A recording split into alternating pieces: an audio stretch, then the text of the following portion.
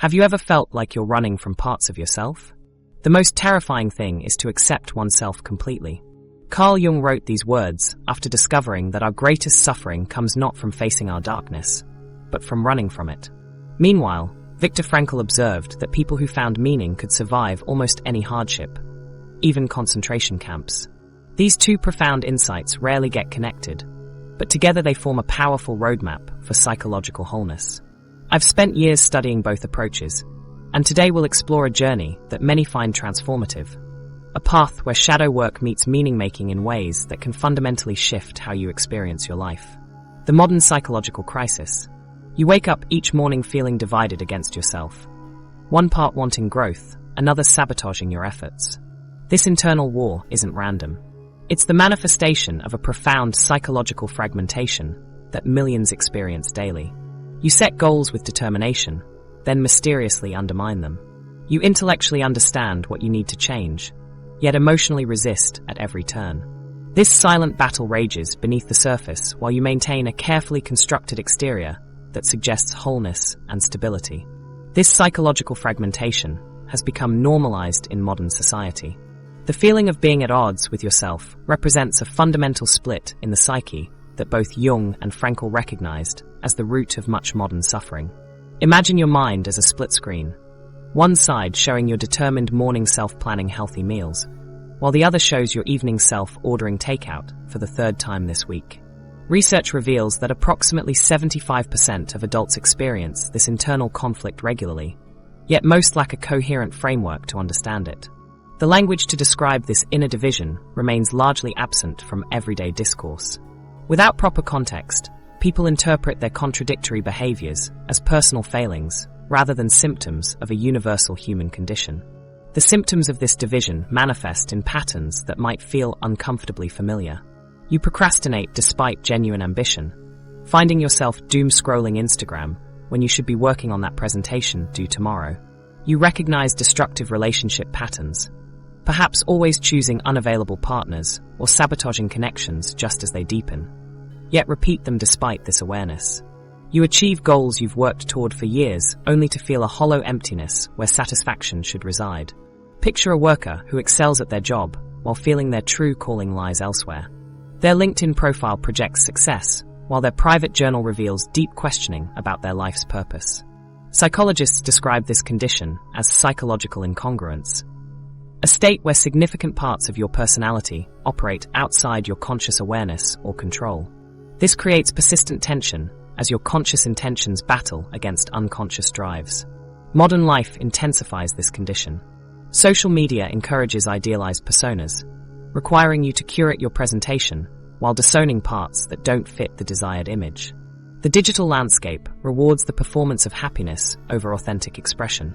Technology simultaneously connects and isolates, offering shallow substitutes for deeper forms of engagement that foster psychological integration.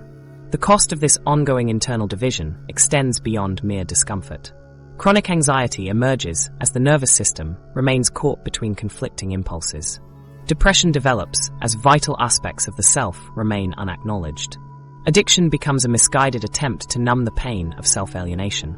Most pervasive is a haunting sense that something essential is missing, a wholeness and authenticity that remains out of reach despite external achievements.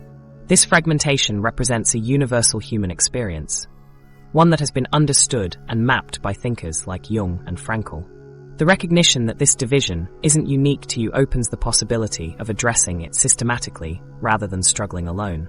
The truth behind this internal war stems from a fundamental aspect of psychological development. From early childhood, you've been conditioned to reject essential parts of your psyche that don't align with your idealized self-image or social expectations. This rejection didn't eliminate these aspects. It pushed them into the shadows of your consciousness. This process begins innocently. As a child, you quickly learn which emotions, behaviors, and desires earn approval and which result in rejection. The boisterous child learns to suppress their exuberance in quiet environments. The sensitive child learns to hide their tears in households that value stoicism.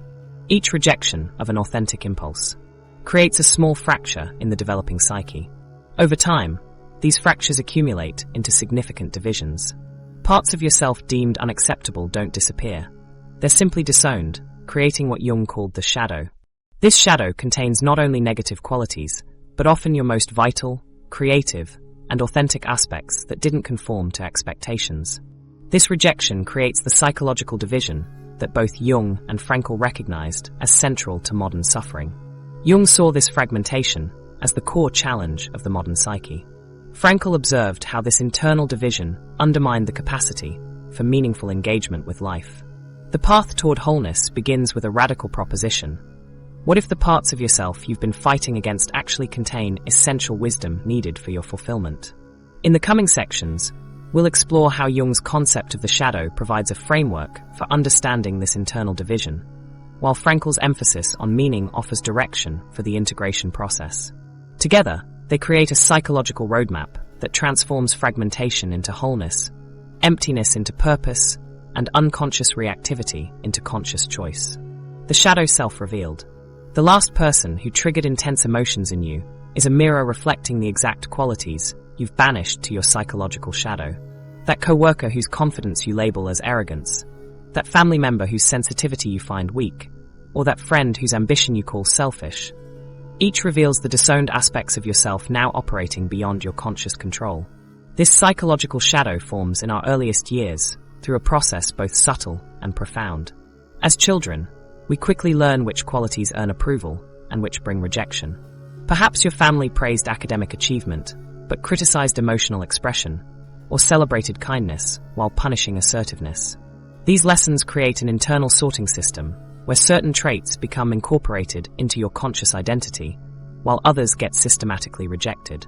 The shadow takes shape as you internalize societal and familial narratives about acceptable behavior. A little girl told, "Nice girls don't get angry," begins tucking away her natural assertiveness.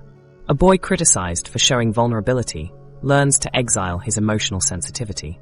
These early experiences create what Jung described as a conflict between appearance and authenticity, between who you actually are and who you believe you should be. Consider Maria, a successful attorney known for her composure, who finds herself intensely irritated by a colleague's emotional expressiveness. Her disproportionate reaction reveals not simply an incompatibility, but the emotional expressiveness she herself had learned to suppress in childhood. The mirror of projection reveals what she refuses to see in herself. What's fascinating about shadow formation is that the exiled parts don't vanish. They become autonomous forces influencing your behavior in ways outside your awareness. The businessman who consciously values honesty may find himself telling small lies without understanding why. The therapist who helps others process grief might be completely disconnected from her own. These contradictions aren't random moral failings, but evidence of the shadow's independent operation. Shadow projection creates a distorted perception of reality that affects all your relationships. Someone who has repressed their own jealousy becomes hyper-aware of possessiveness in their partner, often misinterpreting neutral behaviors through this lens. The shadow transforms how you experience everything and everyone around you. These projections extend into all areas of life. In workplace settings, unacknowledged shadow aspects create obstacles to success. The employee who struggles with authority might be projecting their own disowned power. The manager who can't delegate likely carries a shadow fear of inadequacy. Colleagues who push your buttons are often activating these disowned parts, explaining why emotional reactions to certain people seem disproportionate to their actual behavior. At the group level, when individuals project disowned qualities onto another group, prejudice takes root. The shadow provides the psychological fuel for us versus them thinking, as people attribute their rejected traits to those who differ by race, religion, politics, or other identities. The contents of your shadow aren't limited to negative traits. Many of our greatest strengths and potential get relegated to the shadow when they seem threatening to those around us. A child whose creativity overwhelms an insecure parent might suppress their imagination. Someone raised in a family valuing conventionality might exile their entrepreneurial spirit. Your shadow often contains your greatest untapped potential, qualities that could lead to fulfillment, if consciously integrated.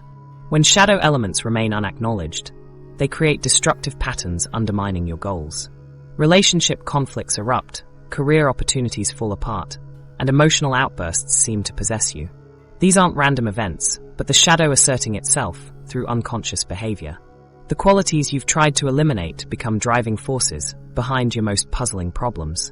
This paradox explains why trying harder to be good often backfires.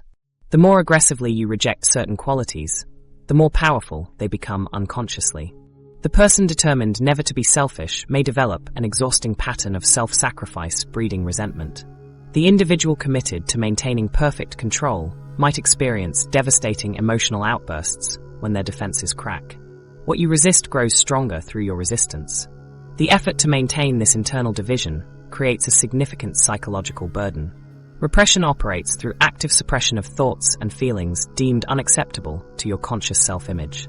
This constant vigilance against authentic experience gradually drains your vital energy, contributing to what Jung described as the divided self.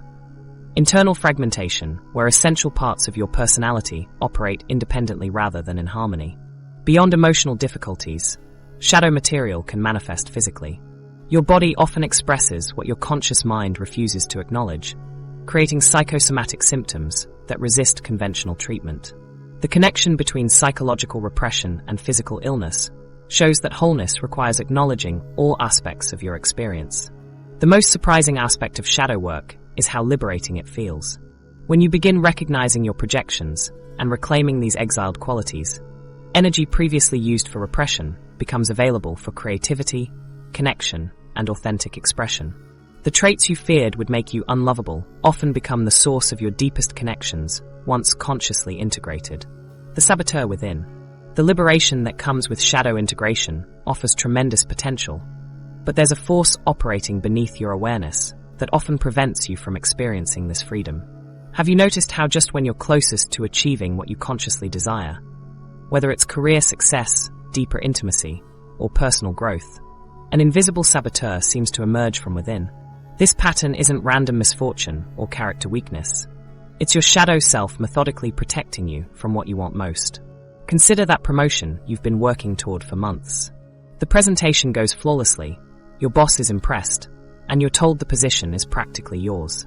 Then, inexplicably, you send an email with confidential information to the wrong person, or you miss a crucial deadline that you've never forgotten before. Your conscious mind is baffled. How could you make such an obvious mistake at the most important moment? The answer lies in the sophisticated defense mechanism of your shadow, systematic self-sabotage. Unlike the passive emotional disturbances we discussed earlier, the shadow takes an active role in orchestrating your life from behind the scenes. This unconscious influence manifests as behaviors that directly undermine your conscious goals, creating patterns so predictable that therapists can often map them with remarkable accuracy. Research shows self-sabotage intensifies with proximity to success or intimacy. The closer you approach your conscious goals, a promotion, a loving relationship, improved health, the more intensely the shadow activates to derail your progress.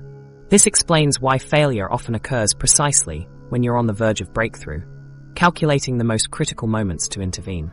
Take Sarah, who worked tirelessly on a major project for months. The night before her presentation, instead of reviewing her materials, she inexplicably stayed up watching movies until 3 a.m. She arrived exhausted, fumbled through her slides, and lost the client, maintaining her familiar identity as almost successful. Sabotage takes many forms, yet follows recognizable patterns. Procrastination strikes when important deadlines approach, suddenly cleaning your apartment, reorganizing digital files, or falling into social media exactly when completing that career-defining project matters most. In relationships, as connection deepens, you might pick fights over trivial matters, become critically distant, or contact an ex-partner. Health goals face similar challenges when progress becomes noticeable, binging on unhealthy food or skipping workouts for days. Jung's concept of complexes explains this counterproductive mechanism. These complexes function as emotional energy clusters that activate automatically in specific situations, effectively hijacking conscious intentions. Think of them as subpersonalities formed around core wounds and limiting beliefs, each with its own agenda that contradicts your conscious goals. A complex might originate from the childhood belief that I'm not worthy of success, perhaps developed through early experiences of criticism. When approaching success as an adult, this complex automatically generates thoughts, emotions, and behaviors designed to confirm your unworthiness. The The resulting self-sabotage stems from the complex executing its programming faithfully. Similarly, beliefs about abandonment might organize around the message that I'll be rejected if I'm truly myself. As relationships deepen and true intimacy emerges, this complex activates to create distance, protecting you from anticipated rejection through behaviors that actually invite it. These complexes operate through emotional energy that overrides rational thought. You might logically know you deserve success or that your partner accepts you, but the emotional force floods your system with anxiety, fear, or shame, triggering behaviors aligned with these feelings rather than your intentions. Self-sabotage serves a protective function. Through these complexes, the shadow attempts to keep you safe from perceived threats. What your conscious mind sees as success, the shadow interprets as dangerous territory. What you desire as intimacy, the shadow experiences as vulnerability that historically caused pain. When approaching achievement, the shadow generates sabotaging behaviors to protect you from potential disappointment, criticism, or increased responsibility. As relationships deepen, it creates distance to shield you from vulnerability or rejection. This perspective transforms our understanding of self-defeating behaviors. They're not evidence of failure, but sophisticated protective mechanisms operating as designed. The shadow isn't your enemy, but a misguided guardian using outdated information to protect you from threats that may no longer exist. These patterns of self-sabotage contain the key to liberation. Each instance points directly to specific complexes running in your unconscious mind.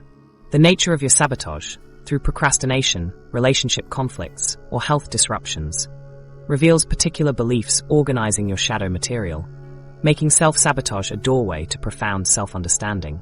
Recognizing the moment and method of sabotage provides insight into the specific complex at work. The timing reveals what your shadow fears, while the method shows its protective operation. This awareness begins breaking the automatic cycle, creating space between trigger and response where new choices become possible. The transformative question becomes, what is this sabotage trying to protect me from? When approached with curiosity rather than judgment, each instance becomes an invitation to dialogue with disowned parts of yourself, understanding their concerns and negotiating new relationships that honor their protective intentions while allowing growth. The cost of denial. Beyond self-sabotage lies an even darker territory, the landscape of complete shadow denial. Your psyche doesn't simply accept this rejection quietly. Instead, it orchestrates an escalating series of distress signals, beginning with whispers of anxiety, and potentially culminating in what many experience as a total psychological collapse by midlife. The shadow doesn't disappear when ignored. It grows in power and destructiveness. What happens in your mind and body when you consistently refuse to acknowledge these disowned aspects of yourself? According to Jung's observations, the consequences unfold in a predictable progression, like a psychological immune response that intensifies until you can no longer maintain the illusion of wholeness without these essential parts of yourself. Consider what's happening beneath the surface when you reject aspects of your personality. Your psyche continuously expends energy to maintain these artificial boundaries, energy that should fuel creativity, joy, and authentic connection. This creates a state of psychological depletion that manifests as persistent fatigue. Like a battery constantly running background processes, your internal resources drain even during periods of rest. You might find yourself exhausted despite adequate sleep, your vitality depleted by the enormous psychological effort required to keep parts of yourself exiled from consciousness. The symptoms of shadow denial follow a progression of increasing severity. Initial anxiety or irritability intensifies into chronic depression as your system strains under this internal division. These aren't static conditions, but evolving signals that something fundamental needs attention. Your body and mind desperately alerting you to this internal fracture. Within relationships, the cost becomes particularly evident. When you refuse to recognize certain qualities within yourself, you encounter them externally through projection. The qualities you've disowned become magnified in your perception of others, creating a distorted lens through which you view the world. You repeatedly find yourself drawn into conflicts where the same issues arise with different people, unaware that you're engaging with externalized aspects of your own internal division. These relationship patterns reveal how the intensity of your emotional reaction often signals the presence of disowned aspects of yourself. When someone triggers disproportionate anger, disgust, or fascination, you're likely encountering qualities you've refused to acknowledge within. These emotional triggers are precisely calibrated to reveal the specific content of your shadow. The physical dimension of shadow denial manifests in ways modern medicine often struggles to address. Your body becomes the messenger for what your conscious mind refuses to acknowledge. Chronic headaches, digestive disturbances, and persistent pain may develop as physical expressions of psychological content that has no other pathway for expression. The immune system itself can become compromised as maintaining this internal division taxes your biological resources.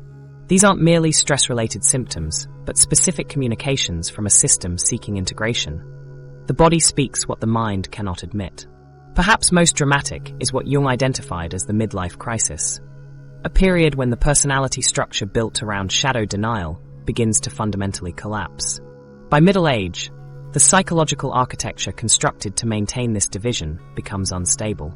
What functioned in your 20s and 30s, the ability to compartmentalize despite internal fragmentation, begins to fail as the shadow's pressure for integration intensifies. This midlife reckoning manifests as profound questioning of everything previously valued. Careers suddenly feel empty, stable relationships reveal fundamental cracks, and accomplishments leave you hollow. This existential crisis is a psychological necessity, the point at which the divided self can no longer sustain its fragmentation. After decades of maintaining this division, the psyche reaches a threshold where the energy required for repression exceeds the system's capacity. The shadow breaks through with force proportional to its previous containment. Jung recognized this crisis represents not a breakdown, but a potential breakthrough. The psyche's determined effort to restore wholeness when all other signals have been ignored. The shadow often houses tremendous potential for growth and vitality. The sensitivity you learn to hide might contain profound empathic gifts. The anger you suppress might hold the assertiveness needed for healthy boundaries. The ambition you deny might carry the seed of your unique contribution to the world. This transforms our understanding of psychological symptoms from random malfunctions to meaningful communications. Anxiety becomes your psyche's urgent message about disowned vulnerability. Depression represents the natural response to denying essential aspects of your authentic self. Chronic fatigue reflects the actual energetic cost of maintaining internal division. When viewed through this lens, many modern psychological epidemics take on new meaning. The widespread experience of emptiness, disconnection, and purposelessness may reveal not individual pathology, but a collective consequence of shadow denial on an unprecedented scale. Our cultural emphasis on presenting idealized versions of ourselves, now amplified through digital personas, extracts an enormous psychological toll, the meaning vacuum. Viktor Frankl once noted that man's search for meaning is the primary motivation in his life. Yet look around today, and you'll notice something profoundly troubling. Millions achieving everything society promised would fulfill them only to wake up wondering, is this all there is? That gnawing emptiness you might feel even after checking all of society's boxes for success isn't your imagination or personal failure. It's what Frankl identified as the meaning vacuum, perhaps the most overlooked psychological pandemic of our time. This existential emptiness that persists despite material comfort reveals something fundamental about human psychology.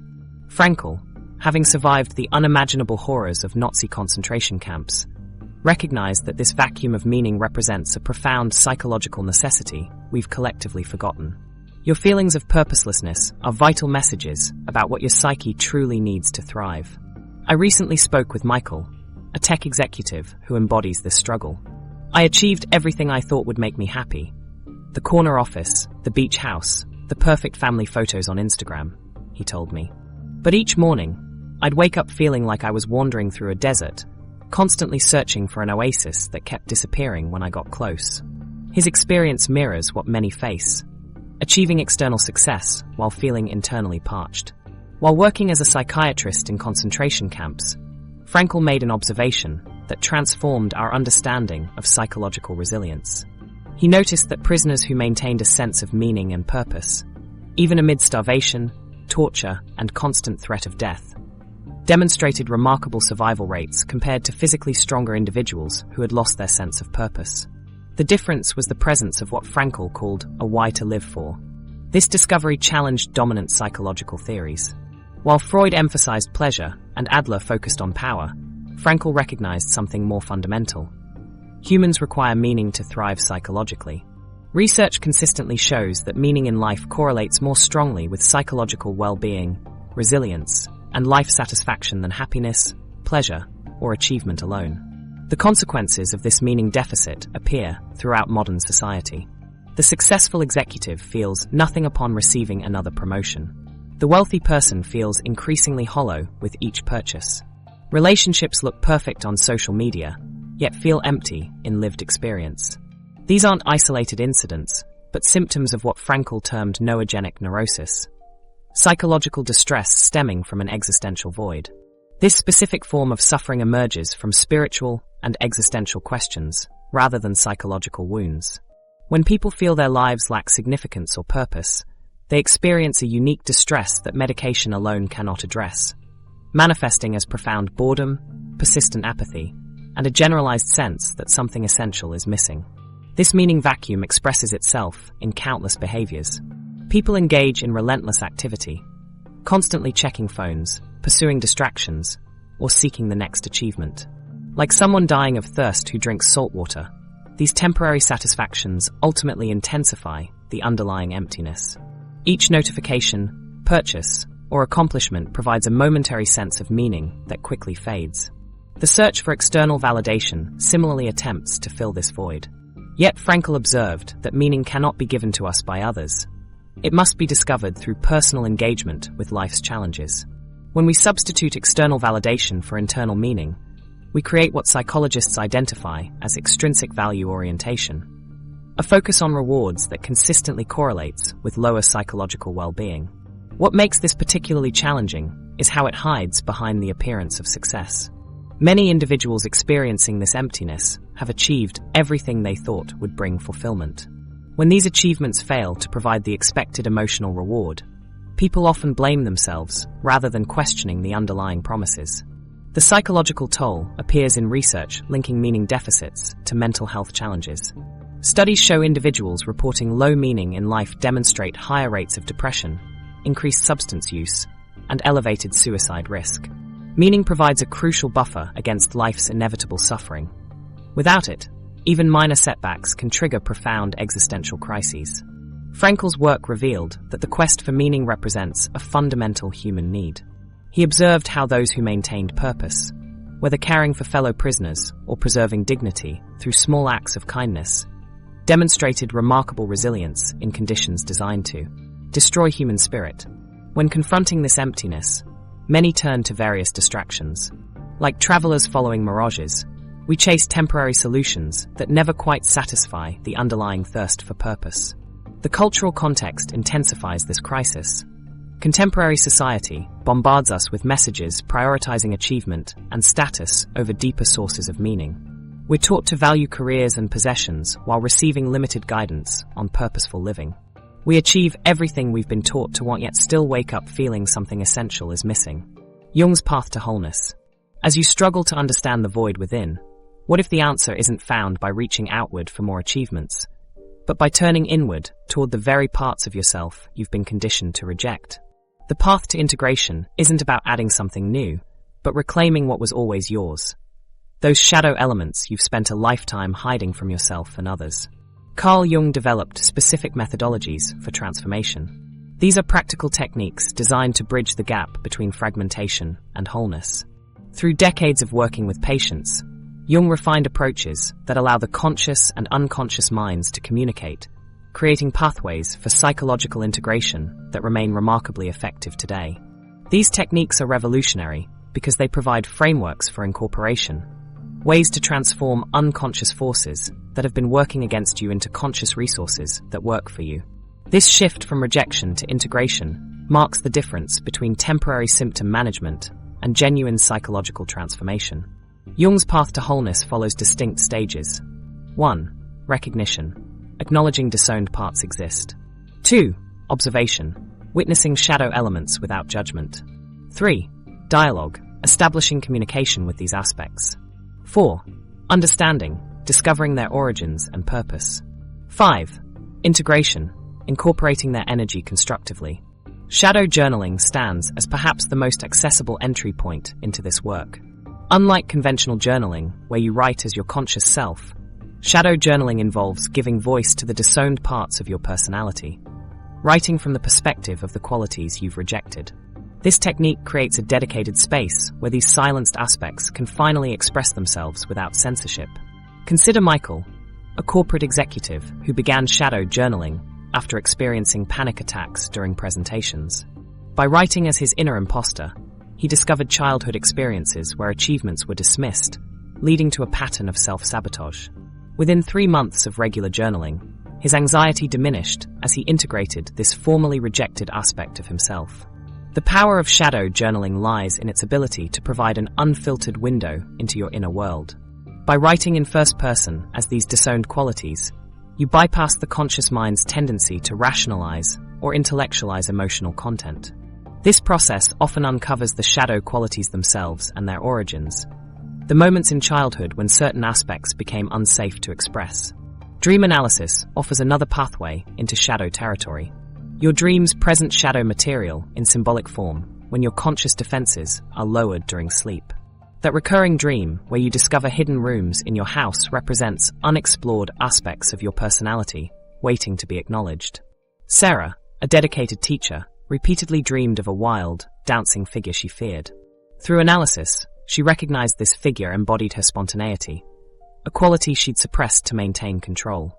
By engaging with this symbol, she gradually incorporated more creativity into her classroom, transforming her teaching and relieving her chronic tension headaches. The technique involves developing a relationship with your dream images, questioning what each symbol might represent in your psychological landscape. By keeping a dream journal and noting recurring themes, you create a map of your shadow territory, revealing patterns your waking mind resists seeing. Active imagination represents Jung's most profound technique for shadow dialogue. This practice involves sitting in a quiet, comfortable space, closing your eyes, and visualizing a meeting place, perhaps a garden bench or fireside chairs, where you can directly communicate with shadow aspects as if they were distinct personalities. You might ask your disowned ambition, "What do you need? What are you trying to protect?" These conversations transform adversarial relationships with disowned parts into collaborative ones. The perfectionism that once paralyzed you transforms into healthy attention to detail. The anger you feared becomes appropriate assertiveness. The vulnerability you avoided becomes emotional depth and connection. Contemporary therapists have adapted Jung's methods while maintaining their essential elements. The psychological mechanisms involve accessing emotions and memories walled off from consciousness. When you engage with shadow material, you create neural pathways between conscious awareness and previously disconnected aspects of yourself. This integration process releases significant energy previously consumed by keeping these parts separated. As you begin applying these techniques, you'll notice increased self-awareness, recognizing patterns of projection and self-sabotage. This awareness brings temporary discomfort as you face long-avoided aspects of yourself. With continued practice comes psychological relief, the easing of energy required to maintain internal divisions. The integration process unfolds cyclically, moving between recognition, dialogue, integration, and discovering new shadow material as you grow. The ultimate aim isn't perfection, but establishing an ongoing relationship with your unconscious mind. This transforms psychological growth from a battle against yourself into a collaborative journey of discovery, developing the capacity to integrate the full spectrum of your humanity. Frankl's meaning revolution. This journey towards psychological wholeness raises a profound question. What purpose does this integration serve? Viktor Frankl's revolutionary discovery in concentration camps revealed something that defies conventional understanding. People with clear meaning outlived those with stronger bodies, superior conditions, and even better odds of survival. While Jung's techniques offer invaluable tools for reconnecting with your disowned aspects, Frankl's work addresses the need for meaning. Logotherapy, the therapeutic approach he developed, emerged from his observations in extreme circumstances. As a prisoner in Nazi concentration camps, Frankl witnessed physically healthy prisoners give up and die within days, while seemingly frailer individuals with a clear sense of purpose continued to survive against all odds. This observation led Frankl to identify what he called the will to meaning as our fundamental motivation.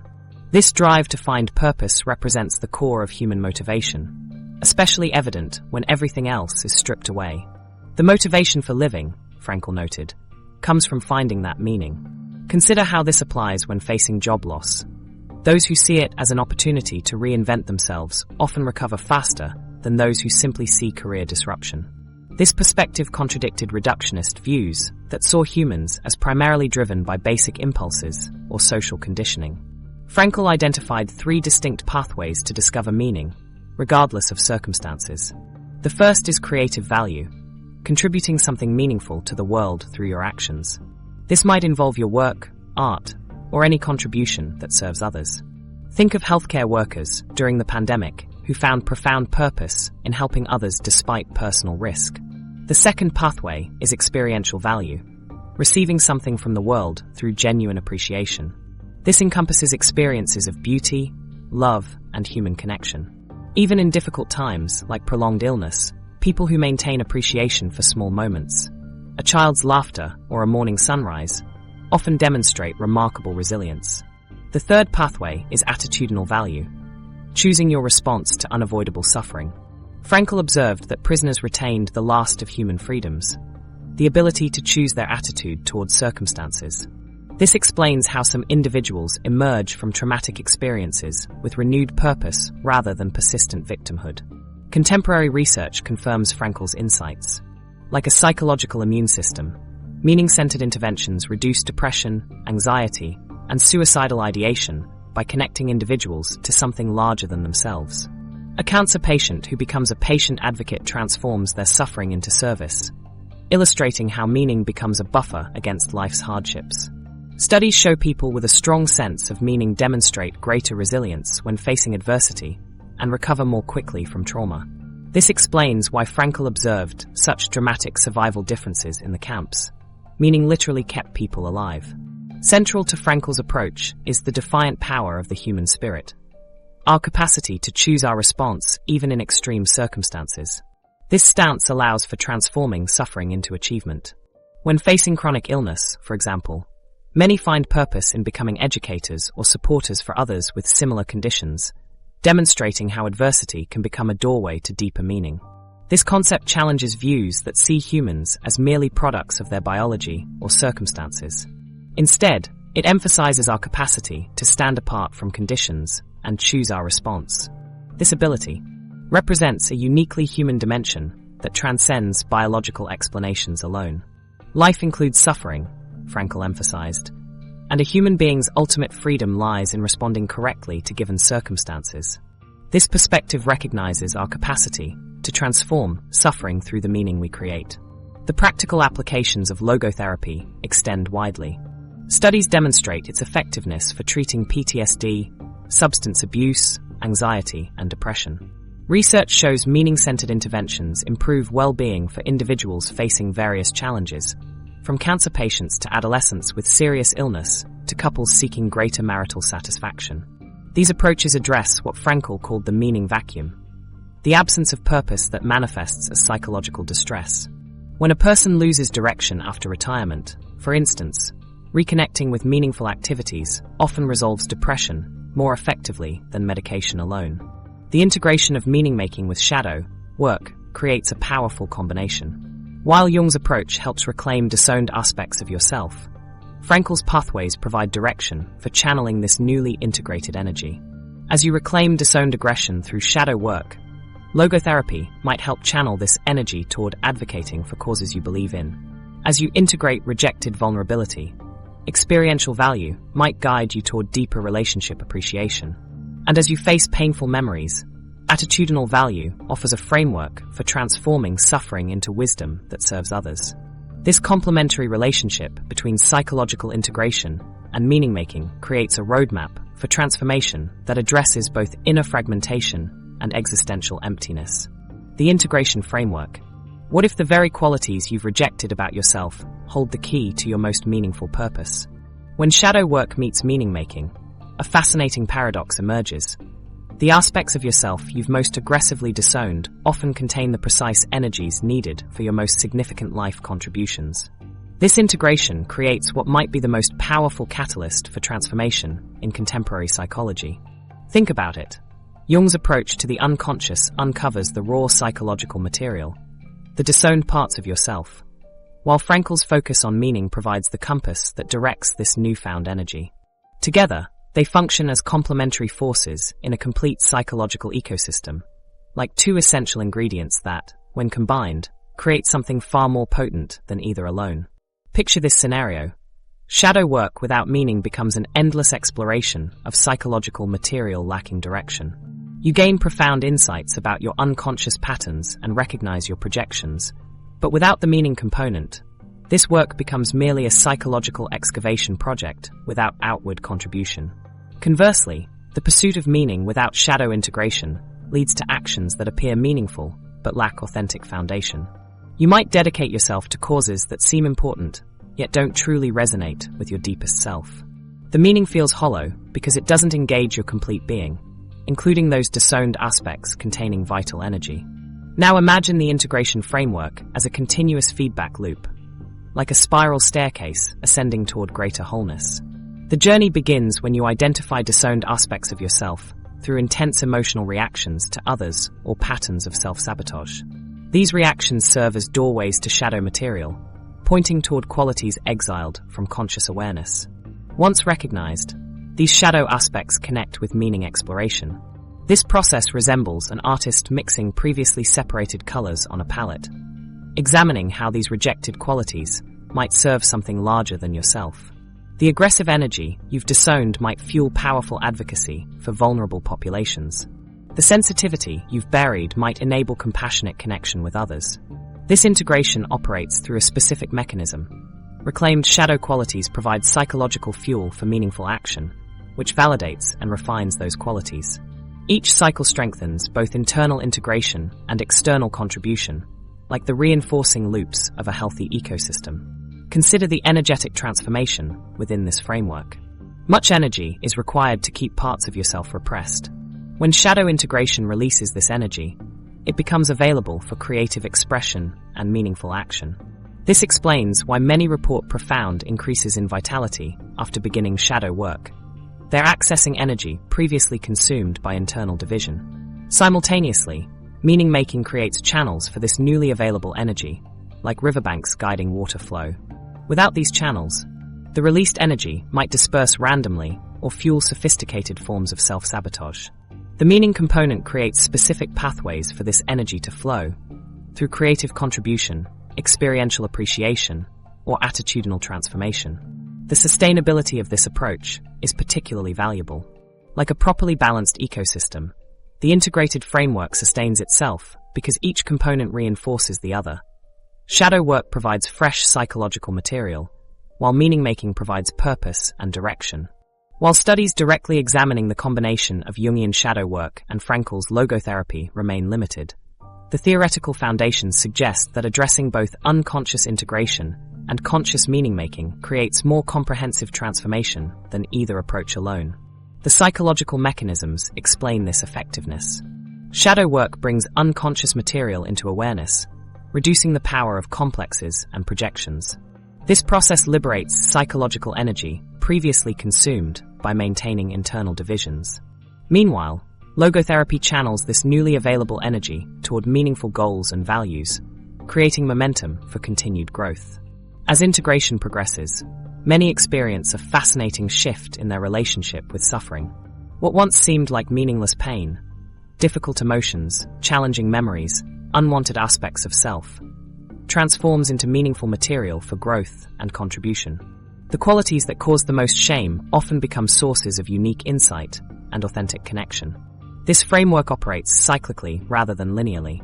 Shadow recognition leads to meaning exploration, which leads to integrated action, which reveals new shadow material requiring integration. This creates a growth spiral that continues throughout life, constantly refining both internal coherence and external contribution. What specific practices allow you to implement this approach? While we'll explore detailed techniques in the next section, the essential practice involves continually asking two questions. What aspect of myself am I rejecting in this situation? And how might this disowned quality serve something meaningful? These questions bridge the gap between shadow awareness and meaningful action. Practical integration techniques.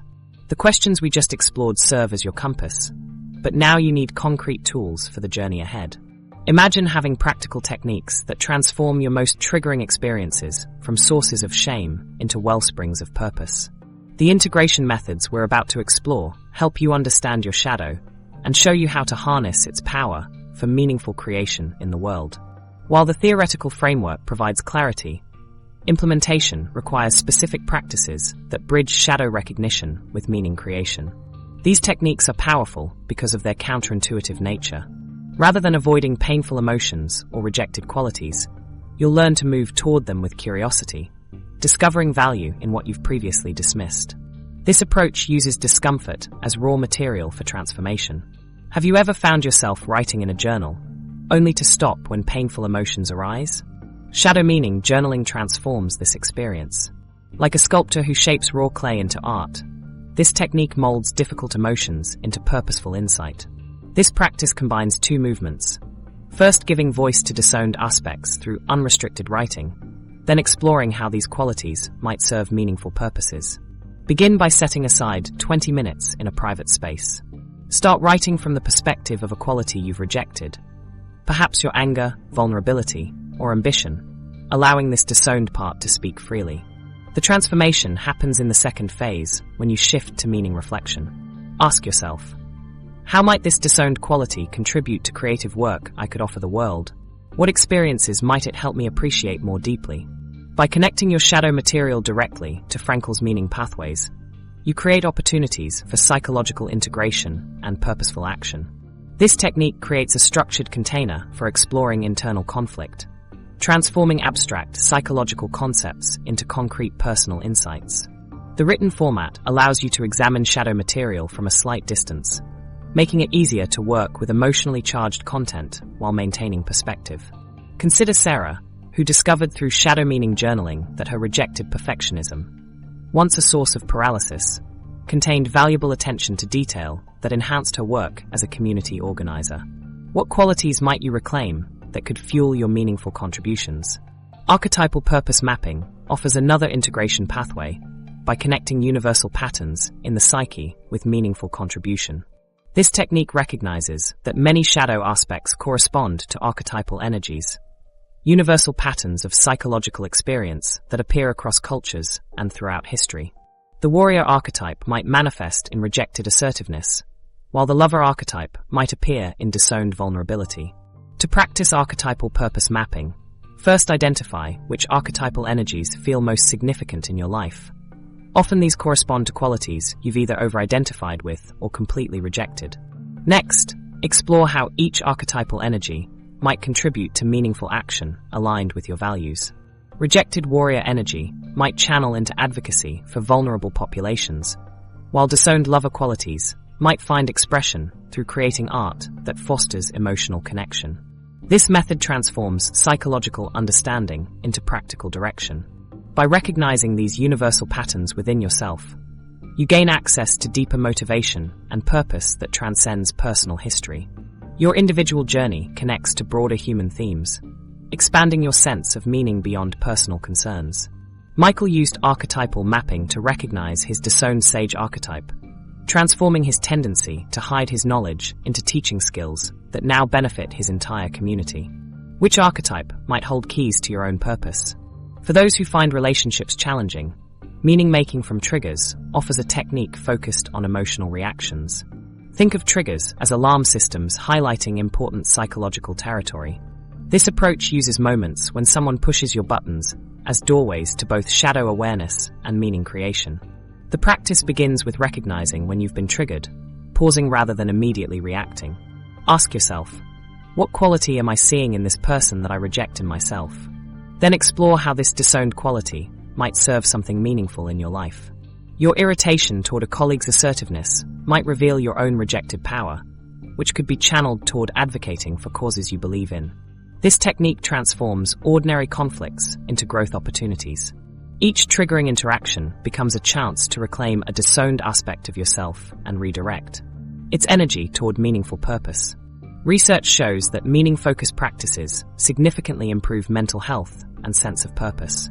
When individuals process experiences through a meaning-making lens, they develop greater resilience and a deeper sense of purpose that sustains them through difficult times. These techniques are accessible to anyone with a journal and willingness to explore. As you experiment with these methods, be patient with yourself.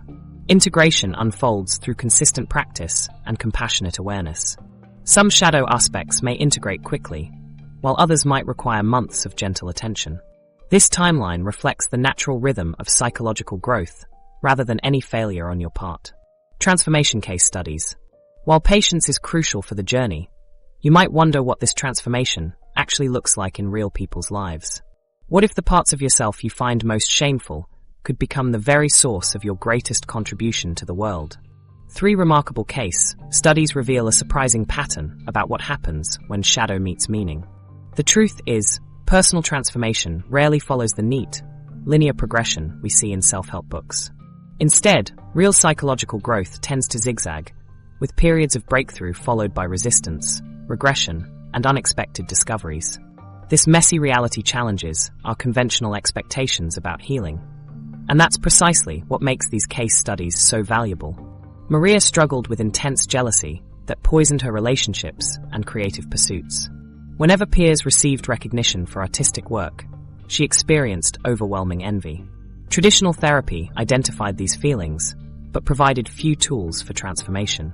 Through shadow journaling, Maria discovered a powerful creative force beneath her jealousy, artistic expression she had disowned since childhood. Growing up in a family prioritizing academic achievement, her creativity was dismissed as impractical, eventually festering as jealousy toward others expressing what she could not. Maria connected this disowned creativity to meaningful action by creating mixed media artwork exploring themes of envy and suppression. Her exhibitions resonated deeply with others facing similar emotions. She developed workshops helping people transform difficult emotions through artistic expression, turning her shadow jealousy into a vehicle for meaningful contribution. Maria's emotional trigger became the foundation of her purpose. Her jealousy transformed into creative energy, channeled toward helping others heal. James, a soft-spoken accountant, spent decades suppressing his anger and assertiveness, believing these qualities made him a bad person. This repression created patterns of being taken advantage of, leading to resentment that occasionally erupted in disproportionate outbursts. Through shadow integration, James recognized his disowned aggression as a healthy capacity for self-protection and boundary setting. He began consciously expressing assertiveness in appropriate contexts. Meaning emerged when James volunteered at a non-profit supporting victims of financial abuse. His reclaimed assertiveness, transformed into protective energy, found purpose in helping vulnerable individuals stand up for themselves. His once rejected shadow aggression provided exactly the strength needed to advocate for those who couldn't defend themselves against financial predators. James discovered that embracing his capacity for righteous anger allowed him to serve others in ways that purely nice qualities never could. Sarah struggled with intense sexual shame from adolescence, creating a pattern of either complete repression or impulsive behavior, followed by self-loathing. This pendulum swing created chaos in her relationships and profound self-disconnection. Through shadow work, Sarah explored the roots of her sexual shame, religious messaging, early boundary violations, and cultural conditioning. As she reclaimed her sexual energy as natural and healthy, she developed a capacity to discuss sexuality with remarkable openness and clarity. Sarah began facilitating workshops on authentic intimacy and healthy sexuality. Her integrated relationship with her sexuality, neither repressed nor compulsive, provided the foundation for helping others navigate this complex aspect of human experience. Her greatest source of shame became the basis for meaningful work fostering connection and healing in her community. Sarah's transformation created authentic contribution, uniquely suited to her journey. Across these transformations, certain patterns emerge. First, the process is non-linear. All 3 experience periods of resistance, backsliding, and confusion before integration solidified. These fluctuations aren't failures, but natural aspects of authentic psychological growth. Second, each transformation required confronting precisely what these individuals most wanted to avoid. Maria faced her jealousy, James his aggression, and Sarah her sexual shame. Transformation requires moving through our greatest discomfort rather than circumventing it. Third, the quality they most rejected became instrumental to their most meaningful contribution. Our wounds and shadows often contain the seeds of our unique purpose when we integrate rather than eliminate them. These cases challenge conventional therapeutic expectations. While traditional approaches often focus on symptom reduction or insight alone, These integrated transformations produced both relief from suffering and discovery of purpose. The sustainability of these changes appears linked to the meaning component. Connecting reclaimed qualities to meaningful action created a positive reinforcement cycle, maintaining integration over time. Their transformations became vehicles for serving others, creating powerful motivation to continue the work even during challenges. The psychological roadmap. The reinforcement cycle these individuals discovered isn't accidental. It's part of a larger psychological blueprint that exists whether we recognize it or not. Unlike the neat, linear progression promised by popular psychology, the actual roadmap to integration includes what Jung called the night sea journey. Those disorienting periods of darkness that precede the most significant breakthroughs. What might change if you could see your current psychological challenges as meaningful waypoints rather than obstacles? While patience is essential for transformation, the journey towards psychological wholeness follows a consistent pattern across diverse healing stories. This pattern resembles a spiral rather than a straight line, moving through recognizable stages that include periods of profound disorientation before genuine integration emerges. This transformational journey unfolds through 4 distinct phases. Phase 1, recognition. The journey begins when you start identifying shadow aspects operating in your life through patterns previously overlooked. You notice how certain people trigger intense negative reactions, or how specific situations lead to self-sabotage despite your intentions. These patterns serve as signposts pointing toward disowned parts awaiting recognition. This phase often arrives through crisis, a relationship breakdown, career setback, or health challenge that forces confrontation with aspects you've been avoiding.